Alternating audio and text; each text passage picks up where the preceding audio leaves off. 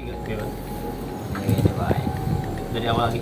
Assalamualaikum warahmatullahi wabarakatuh. Assalamualaikum. Selamat datang di podcast kami. Kami berpodcast. Nah, pada kesempatan siang hari ini kami dari Universitas Islam Bangsa Cirebon, Prodi PKPI semester 3. Saya sendiri Muhammad Fatur Rahman Saya Ismail. Saya Dirian. Nah, akan obrolan santai mengenai apa itu burnout ditemani dengan teteh-teteh, adik-adik, teteh apa adik dipanggilnya? Apa aja sih? Apa aja. Nah, ditemani dengan adik-adik siswi dari Madrasah Aliyah An-Nur Setu Patok. Simak sampai tuntas. Teteh, sebelumnya boleh perkenalan diri deh. Ya. Perkenalkan, nama saya Resmiati. Saya dari 12 IPA. Saya Ria Devalisa dari kelas 12 IPA. Sebelumnya nih teh, saya kan gimana nih kabar hari ini? Baik, sehat, alhamdulillah. Gimana proses belajar proses dalam belajar? Apakah ada kendala atau gimana? Ya, silakan. Iya, kayak kadang tuh susah banget masuk materinya tuh. Jadi itu bikin ngantuk. Masa sih? Yang bikin ngantuk itu pelajaran apa? Ada contohnya? Ada Apa? kayak kerja KKN. Kalau dari yang satunya? Kayak kalau itu tuh kan pelajaran tadi kayak KKN. Terus tuh Udah, berarti PKN kayaknya pelajaran yang dihindari ya? sama kimia juga sih. Iya. Karena tuh rumusnya tuh susah banget masuk. Susah banget diapalin. Kalau pelajaran favorit? Favorit lebih ke matematika. Wow, subhanallah ini. Paling mending. Mending. Jadi yang satunya Aku seimbang aja kok. seimbang. Seimbang. Berarti bisa mengatur, Iya, bersama. bisa Soalnya mengkondisikan. nggak tahu apa yang favorit. Oh, belum menemukan apa yang terfavorit ya, Teh. Nah, ya terima kasih Teh ya karena telah menyempatkan waktunya ya. Ini ada sedikit berbicara mengenai burnout akademik.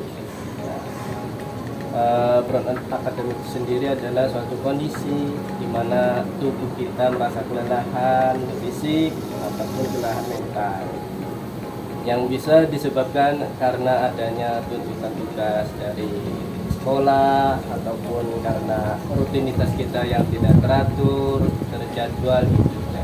Nah, selama ini Teh, apakah Teteh pernah mengalami hal yang demikian? Ketika dalam belajar itu merasa capek men gitu. Ada aja sih ya kalau ngerasa kayak gitu. Apalagi kita kan kayak sekolah juga kan 6 seminggu tuh cuma bisa sekali. Itu sih capek kayak pulang sekolah kan berangkat kan dari pagi terus pulang siang. Terus kalau ini ya lanjut ekskul. Lanjut ekskul. Nah itu, saya juga mau tanya nih teh, kira-kira nih kalau ikut ekskul apa aja?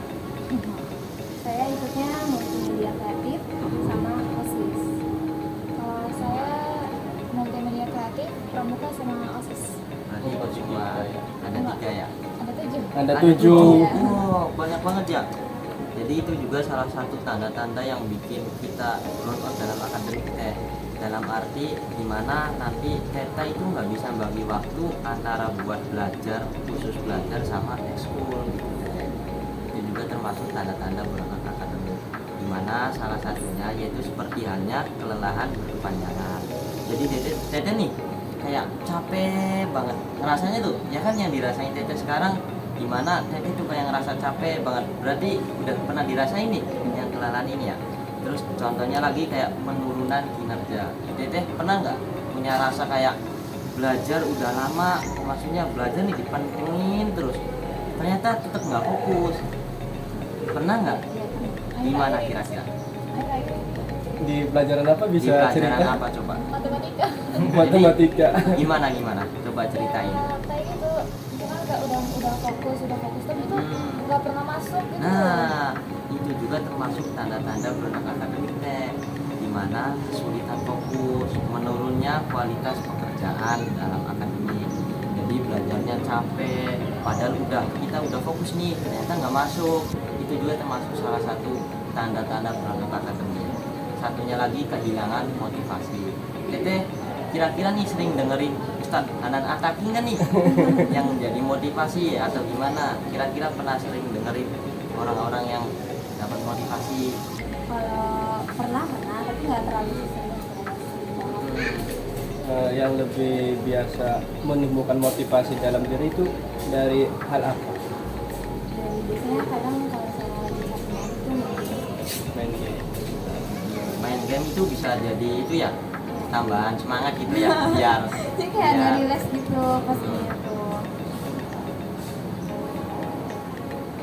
yang ketiga itu, yang keempat nih teh, yang terakhir yang menurut saya juga sangat penting, yaitu kesehatan mental teh.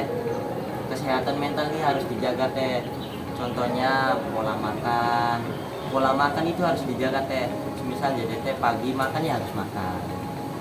Pola tidur itu harus dijaga. Takutnya ketika teteh semisal waktu tidurnya terganggu, nanti dalam penurunan kinerja ini pasti turun teh, di keadaan akademik nanti. Jadi makanya hati-hati dalam keadaan berontak. Nah, untuk cara sendiri nanti akan dijelaskan sama Bang Dery. Oke, makasih ya Bang Mail. Ya, siapa? Ini izin Bang Mail Bang. Ya. Sebelumnya nih, waktu lagi belajar terus ngerasa kelelahan gitu, biasanya ngapain? Biasanya kadang ya kita kayak nulis-nulis aja. Nulis-nulis di Diari gitu ya. gitu ya. Iya, diari ya. Ada Kalau- gambar-gambar gitu. Kalau aku Ya. aku ngobrol.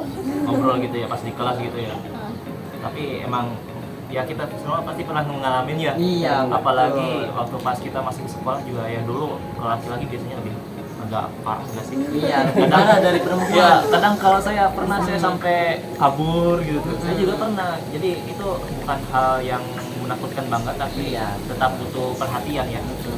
Gitu. Jadi itu mungkin salah satu cara untuk mengatasi itu ya, bukan mengatasi, lebih ke efek samping. Nah, untuk menghindari efek burnout tersebut ada beberapa hal ya. Yang pertama itu bisa atur waktu. Tadi kan udah ikut MMC juga ya, terus hari ini ikut pramuka ya. Jadi OSIS sama apa lagi nih tadi banyak ya. Banyak banget. Nah, banyak ya. Apalagi banyak ekskul dan sekolah juga dari jam 7 ya kalau salah. Kalau sekolah jam 7 berarti bangunnya jam 6 ya atau lebih lebih jam 5 gitu ya. Oh ya, subuh dulu ya. Berapa? Nah, tergantung apalagi kalau jauh ya, lebih itu lagi. Nah, salah satu biar menjaga kita tetap fokus dalam belajar itu mengatur waktu. Misal nih, dari sebelum tidur, dimulai itu sebelum tidur. Kita tidur itu jangan sampai begadang. Bagusnya ini buat pertumbuhan ya, kan masih dalam masa pertumbuhan ya. Ya, betul. Jam 9, maksimal jam 10 deh. Jangan sampai lebih dari jam 10 gitu. Atau 8 jam tidurnya. Nah, gitu. Itu kata dokter sih kayak gitu. 8 jam. Nah, itu kan sebelum tidur ya. Bangun tuh ya misalnya jam 5 lah gitu ya, sholat, mandi, makan. Dan kira-kira pas ke sekolah itu enggak buru-buru. Jadi kira-kira pas datang berangkat ke sekolah itu kita bisa nyantai gitu tuh, fresh gitu. Fresh, Nah, lebih santai, jadi lebih siap untuk belajar. belajar. Nah, jadi intinya atur waktu.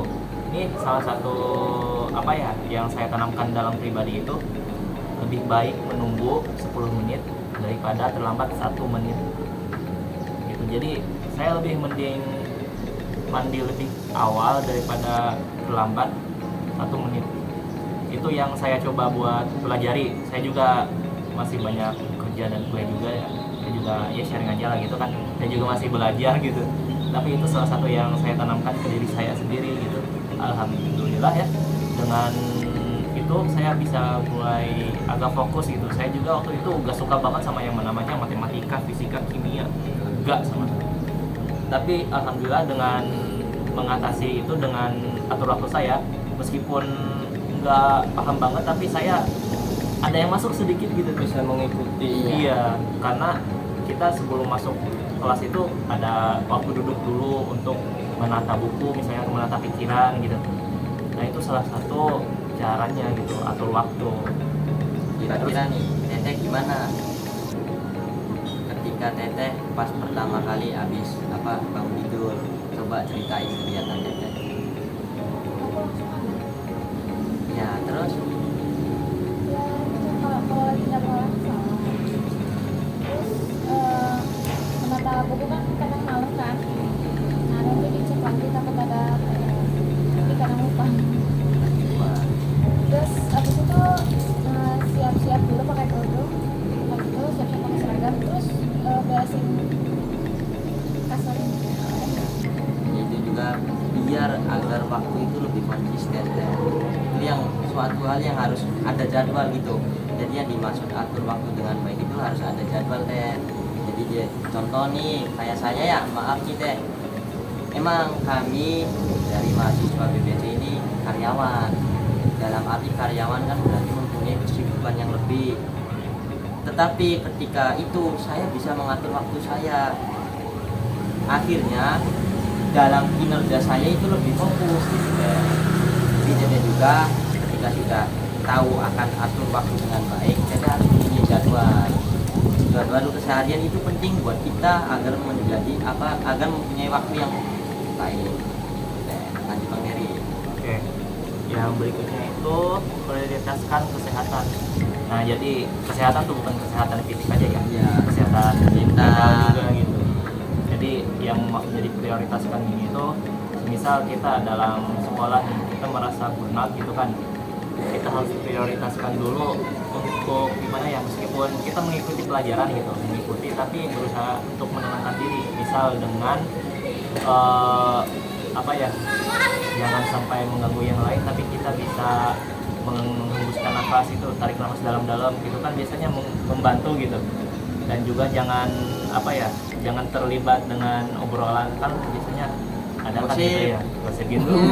Nah itu tuh kan, apalagi gosipnya itu hal-hal negatif gitu kan, itu berpengaruh juga Dalam meskipun mental ya Bang ya. meskipun hal-halnya sederhana, tapi kan kalau menumpuk gak bagus juga gitu kan. Jadi kalau saya sih waktu itu saya juga ngerasainnya, saya lebih menghindar, jadi lebih ya sibuk sendiri gitu tuh. Tapi kalau misalnya gak ada guru ya gak apa-apa. Ya kan ini kalau misalnya konteksnya lagi dalam pelajaran gitu ya, betul. dalam misal guru lagi menerangkan, kan kalau ngobrol gara-gara burnout itu gak baik juga kan. Iya betul. Lebih baik mendengarkan tapi gak ngerti sama sekali, gak apa-apa, serius, daripada gak mendengarkan ngobrol. Wah, iya, Nah, itu. apalagi ada guru kan. Iya, Nah, parah. itu. Jadi meskipun gak paham tapi tetap fokus dan jaga kesehatan, jangan sampai terpengaruh kabur. Salah satunya.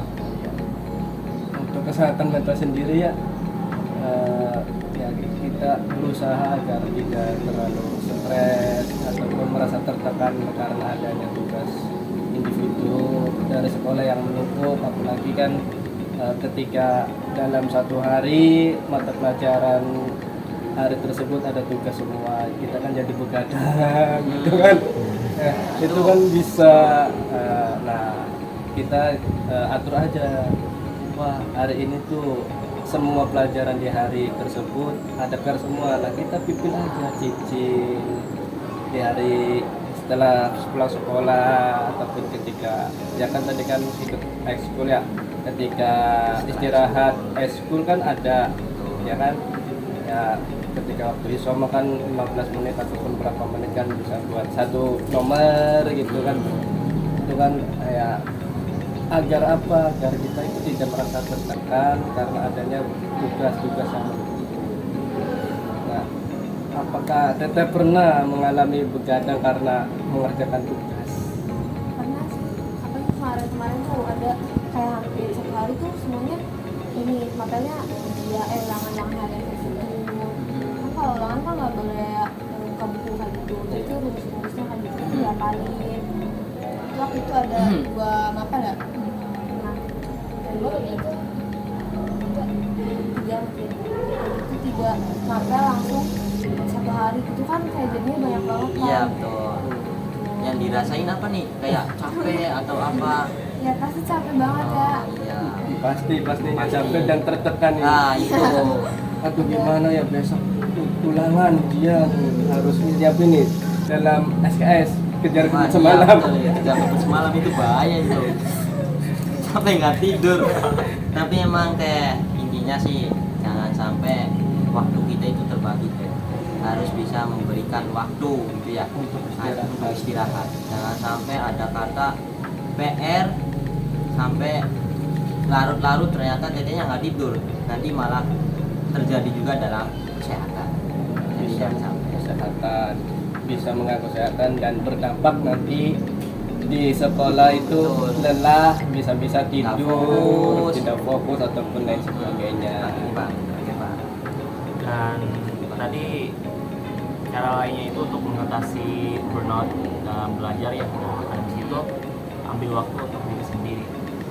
Jadi kita perlu refleksi ya, tapi ini tergantung ya, ada orang introvert dan juga extrovert ya. Intinya ini tuh ambil waktu untuk diri sendiri itu untuk membantu diri sendiri gitu tuh. Merilekskan, Relax juga. entah itu ketika waktu libur dengan jogging ataupun dengan ketika setelah sekolah itu bermain game kan bisa itu. Dalam ini juga maksudnya harus cari bantuan juga ya, jadi jangan merasa malu gitu tuh atau gimana ya, jadi saya nggak bisa ini takutnya malu aja gitu tuh kan, kayak ngerasa apa Ya ya, harus cari dukungan gitu iya, ya, Bang jadi ya. harus cari dukungan juga gitu tuh, sosial dari keluarga, dari teman atau yang sepaham lah. Kalau misalnya ada yang ya kadang kan ada yang sepaham gitu ya, Bestian. Jadi jangan bestian. sendirian tuh teh kalau dia Dalam misal gitu dalam konteks akademik ya, misal dalam contoh belajar ya, saya itu nggak bisa, ternyata teman saya bisa. Harus cari dukungan, teteh ini harus sama-sama saling belajar gitu tuh, jadi harus saling koreksi bareng-bareng, atau kalau dia dua-duanya nggak paham kita tanya ke guru. Itu termasuk cara cari dukungan yang paling benar teh. Bukan berarti menyontek ya, bukan. Maksudnya cari dukungan agar kita itu bisa lebih refleksi bahwa oh ya kita tuh tetap butuh yang namanya orang lain, itu tetap butuh itu. Kadang yang burnout itu, anak-anak burnout itu tuh merasa bahwa dia tuh bisa diri sendiri, apa ya, dia itu bisa mengatasi masalah dengan diri sendiri gitu. Padahal tetap yang namanya manusia itu butuh kebutuhan sosial. Kebutuhan sosialnya yaitu sama-sama mendukung, sama-sama saling bekerja sama gitu. Tadi Pak. Gitu kan. Jalan berikutnya itu tentukan tujuan yang jelas. Jadi ada semacam goal, tujuan apa yang ingin dituju, gak dalam berbentuk apa yang dalam beberapa tahun ke depan kayak dalam hari ini juga bisa. Misalnya tuh hari ini tujuan pengen ngerjain PR ini. Kalau misalnya kan biasanya ada deadline kan ya kalau pelajaran untuk pelajaran lain kan, jadi misal jangan dikerjanya itu nanti aja gitu kan ya. Saya juga pernah ngerasain, tapi kalau ini tuh biar nggak terlalu menumpuk dan nggak membebani apa ya pikiran gitu tuh. Iya, betul. Jadi ditujuin ini misal hari ini yang paling jauh dulu deh biar nantinya bisa santai, ya kerjain malam ini, besoknya yang paling dekat apa gitu tuh. Jadi tujuan tuh gak perlu dalam jangka panjang ya, jangka pendek pun bisa dalam seminggu kah, beberapa hari kah gitu. Salah satu tujuan untuk meredakan burnout akademik. Kira-kira dalam keseharian ada tujuan kayak gitu enggak? bisa. Ada sih. Ada ya? Gimana tuh teh? Kalau kelompok kayak gitu ya biasanya kelompok Iya. kelompok kan dikasih waktunya seminggu, terus kayak kadang setiap hari di itu. Oh iya, Nah, jadi gitu. kayak kalau bikin makalah atau latar belakangnya dulu gitu ya. Iya benar. Ya, coba jelasin lagi teh lebih itu. Kayak yang tadi kan kelompok kayak gitu, jadi kelompok kan biasanya banyak tuh orangnya, kayak jadinya banyak pikiran yang harus disatuin gitu kan. Iya betul. Gitu. Tetenya yang satunya coba punya tujuan nggak, kalau misal sehari ini nih punya tujuan nggak gitu? Iya. Apa misalnya? Apa, Ya apa? nggak perlu dalam hal belajar Iya, apapun. nggak harus nggak harus dalam belajar konteks apapun kan. Tapi aku pernah beli ini. Beli ini ada Kaligrafi. tugas, ya Hmm. tugas ini sih bikin lamaran pekerjaan. Oh ya, tapi terlaksana akhirnya. Belum mau maksudnya. Oh baru, iya. berarti punya tujuan gitu ya, Ya, nanti rencana. atau nanti malam gitu ya. Nah itu salah satu cara untuk mengatasi biar nggak membebani pikiran lah intinya begitu. Coba harus punya tujuan juga. Nanti kita simak bareng-bareng sama Bang Mufa untuk kesimpulannya. Silakan Bang Mufa. Ya,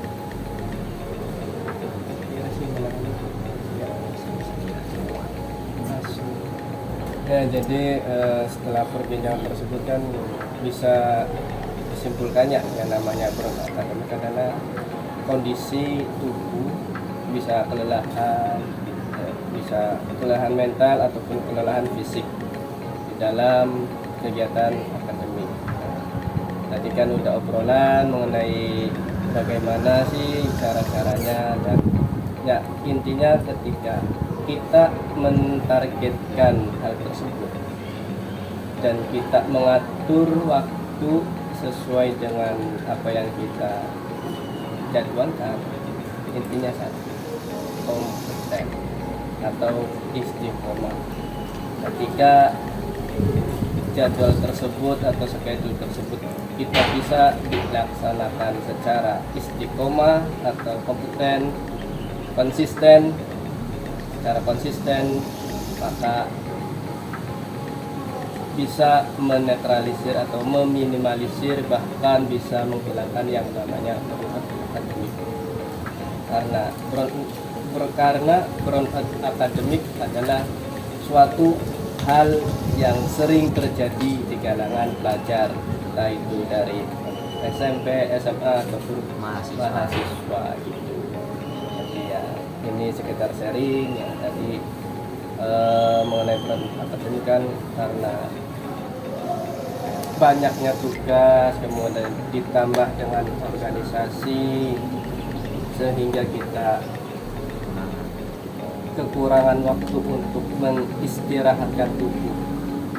Makanya begadang karena untuk mengerjakan tugas.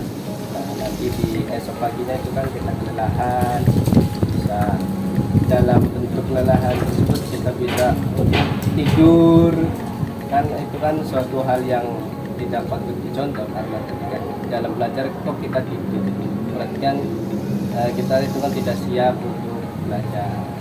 Di samping itu juga ya cobalah ketika jam istirahat merefleksikan diri atau menenangkan pikiran ya, gunakan waktu istirahat teteh untuk merefleksikan diri, entah itu dengan bercanda gurau, entah itu dengan ya bermain game ataupun apa saja yang bisa membuat teteh menjadi rileks lagi, untuk menjadi ketika setelah jam istirahat berakhir bisa lebih fokus lagi, fresh lagi untuk belajar pelajaran selanjutnya. Oke, sebelum kita tutup episode kali ini, kita akan jargon dulu kepada teman-teman semua. Tadi ingat ya, gimana? Jangan lupa menyelamatkan kesehatan mental Anda. 1, 2, 3. Jangan lupa menyelamatkan kesehatan mental Anda. Terima kasih. Ya, kami akhiri podcast pada kali ini dengan terima kasih Teteh karena telah menyempatkan waktunya. Ya. Lanjut. Wassalamualaikum. Ya, terima kasih teman-teman. Tunggu episode selanjutnya. Wassalamualaikum warahmatullahi wabarakatuh. Waalaikumsalam warahmatullahi wabarakatuh. Kita pengen jajan beli. Jajan tak? Nggak usah. Ikut dideleng dikit. Il. Terus beli dipencet lu.